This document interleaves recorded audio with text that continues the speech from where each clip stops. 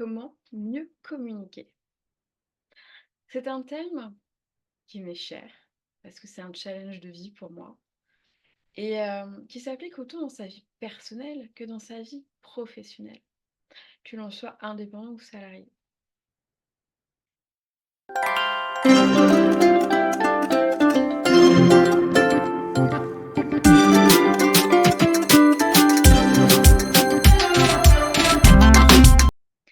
Bonjour, je m'appelle Delphine Moura, je suis exploratrice en voyage intérieur et j'aime créer des explorations personnalisées pour aller à la rencontre de soi.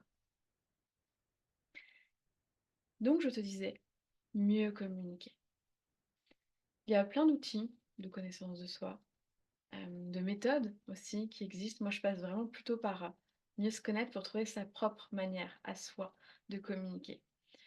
J'ai un mal fou à appliquer des méthodes toutes faites. J'ai essayé hein, longtemps, mais je n'y arrive pas.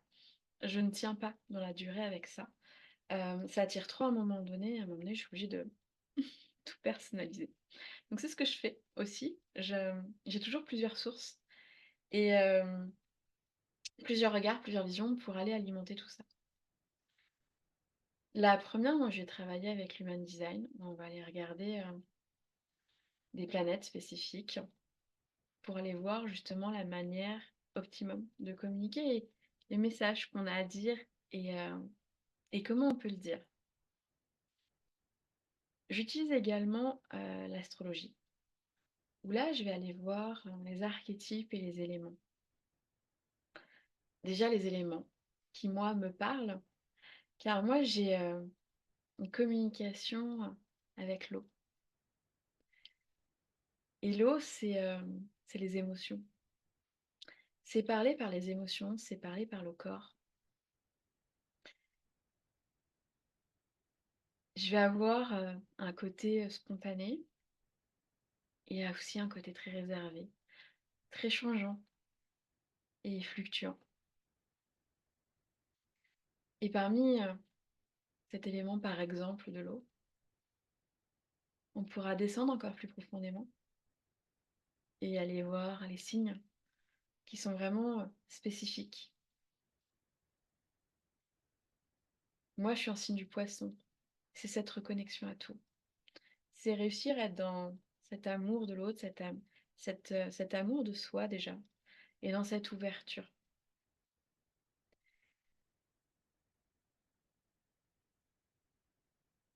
Ça va être aussi accepté, et ça je le retrouve aussi dans mon human design, de ne pas parler par moment, d'être plus en retrait, d'être plus dans l'observation, et également de sentir quand c'est pas le moment de parler. Moi, c'est ce que j'explique à la maison, là, tout de suite. Non, je ne parlerai pas. Parce que j'ai conscience que mes mots peuvent aussi blesser, peuvent attaquer, peuvent faire du mal. Donc, je me mets en retrait. Je vais apaiser mes émotions. Je vais apaiser de ce que ça dit sur moi. Je vais écouter les messages. Et quand j'aurai atteint ma clarté émotionnelle, ce calme, cet entre-deux, cette pause, je vais accepter d'aller voir et d'aller exprimer aussi ce que j'ai besoin d'exprimer, mais sans attaque. Juste dans l'amour de moi, pour moi, mais aussi pour l'autre, pour continuer d'avancer. L'autre n'est pas dans notre tête. On aimerait bien parfois, mais non. Et ça vaut pour tout. Les personnes à qui on vit, nos parents, nos enfants, les collègues, notre hiérarchie, les clients. Personne n'est dans notre tête.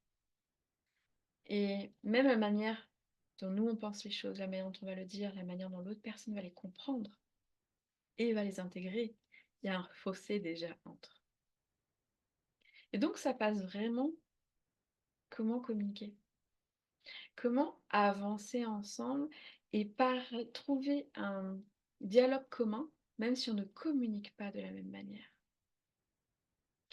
Typiquement, voilà, moi, j'ai un signe d'eau pour communiquer, j'ai besoin de parler d'émotions. En face, j'ai quelqu'un qui a le signe de l'air. qui n'est pas dans les émotions, qui est dans ce recul, dans ce je prends le temps, dans je me mets à distance un petit peu. C'est sa manière de communiquer. Donc, si moi je le prends personnellement, de tu ne parles pas comme moi, et l'autre pareil, il y a incompréhension. C'est comme contraindre nos enfants à parler d'une certaine manière. En human design, moi j'ai une gorge définie. L'un de mes fils ne l'a pas. Il va pas me répondre de la même manière. Il parlera quand c'est le moment pour lui.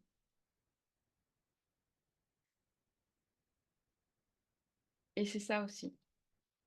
C'est accepter et jouer avec la différence de l'autre. C'est entendre que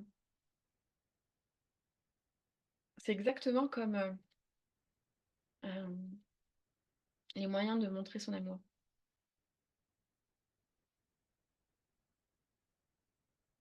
J'avais en communication, je sais plus quoi. Et on avait fait, je m'étais intéressée beaucoup à ça à un moment donné. Communication non violente, voilà. Et on avait notamment une liste qui disait, bah tiens, quelles sont toi tes preuves d'amour? On devait les lister de 1 à 5. C'est un exercice super à faire. Chacun écrit. Et va se rendre compte que les preuves d'amour pour l'un ne sont pas les preuves d'amour pour l'autre. Ne sont pas les mêmes. Donc typiquement, moi si j'ai l'autre qui va faire des preuves d'amour, qui pour lui sont des preuves d'amour, moi je ne vais pas les prendre comme des preuves d'amour. Et réciproquement. Et c'est là où ça passe par la communication. Moi, les preuves d'amour, c'est ça. Moi, ce dont j'ai besoin, c'est ça. Et l'autre, pareil. Et chacun trouve ce consensus, ce pont entre. Et c'est ça qui permet d'avancer finalement, les uns avec les autres, les uns vers les autres.